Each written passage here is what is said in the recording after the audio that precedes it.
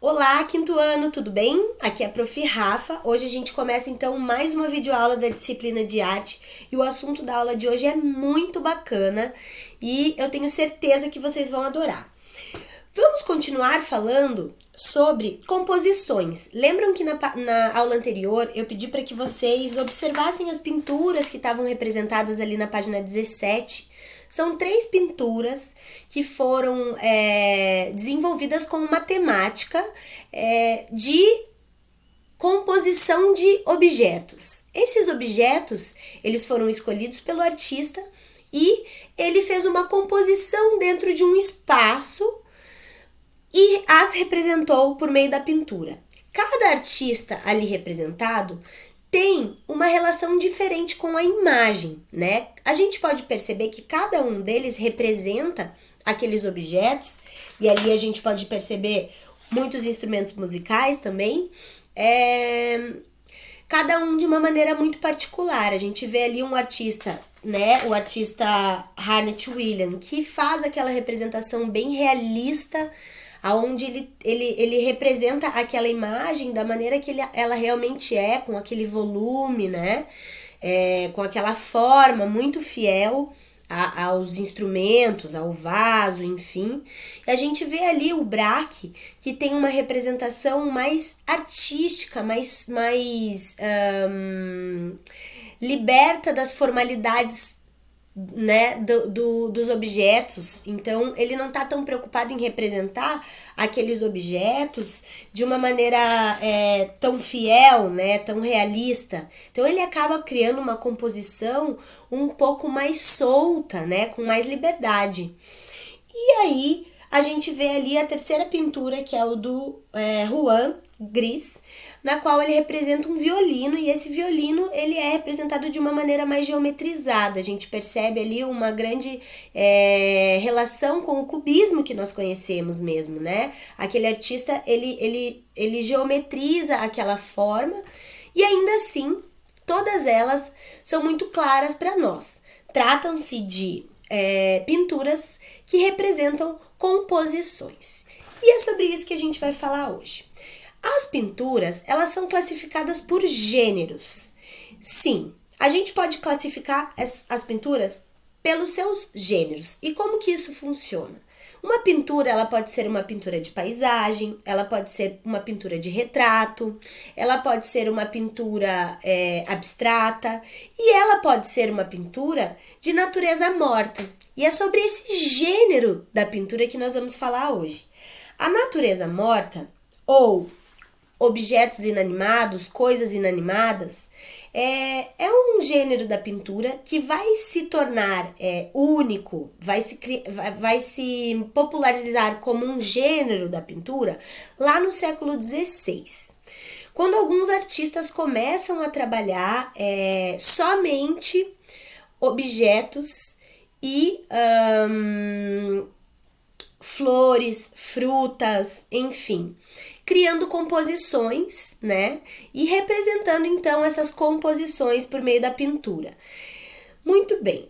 Antes disso, lá no período mais clássico, no período barroco, a gente já podia observar pinturas que tinham na sua composição flores, frutas, coisas do nosso cotidiano, compostas dentro daquelas imagens. Mas somente esses objetos, essas naturezas mortas, como principal tema da pintura, a gente começa a ver lá no século XVI. O artista Arcimboldo, ele já começou a preparar esse universo da pintura para esse gênero. Então ele começa lá por volta de 1570, há muitos séculos atrás, ele começa a criar composições, mas ele faz retratos que são compostos por frutas, legumes, vegetais. Então ele, através dessas frutas, legumes e vegetais, ele cria um retrato e representa nessas pinturas. A partir daí, então, os artistas começam a perceber que é possível se fazer uma pintura interessante, representando então apenas objetos e flores, frutas, né? E aí então passa a surgir o gênero da pintura natureza morta. Ele só vai ficar bem forte lá no século XVII, quando os artistas holandeses começam então a fazer naturezas mortas. E aí esse gênero começa a ficar conhecido no mundo da arte, certo? E a gente vai conhecer alguns artistas que trabalharam essa temática, e muitos deles vocês já conhecem. O Van Gogh é um deles. A gente tem uma obra do Van Gogh que é muito, muito, muito famosa e tá lá na página 19 de vocês, que são os girassóis de Van Gogh. Quando a gente representa, por exemplo, um vaso com flores, a gente está fazendo uma composição de natureza morta, certo? Então, esse conceito da natureza morta, ele tem relação com o uso desses elementos como composição, certo? Então, o artista, ele vai lá, ele cria uma composição utilizando elementos diversos e ele senta lá na frente daquela composição e aí ele começa a representar aquilo que ele está vendo. Isso é produzir uma natureza morta. Cézanne foi um artista muito importante também nesse gênero, pois ele gostava muito de produzir naturezas mortas e é possível a gente ver imagens de naturezas mortas dele muito interessantes, na qual ele usa objetos até mesmo inusitados, como esqueletos, crânios, enfim. E aí, muitos outros artistas vão se interessando por esse tipo de pintura e a gente vai ver lá muitas obras interessantes. Aqui a gente está vendo uma do Cézanne, na página 18. Lá na página 19 a gente tem os girassóis de Van Gogh. A gente tem ali também Manabu Mabi, que também é uma grande artista, e ela faz composições ali, ela utilizou uma banana, um mamão, um livro, um vaso.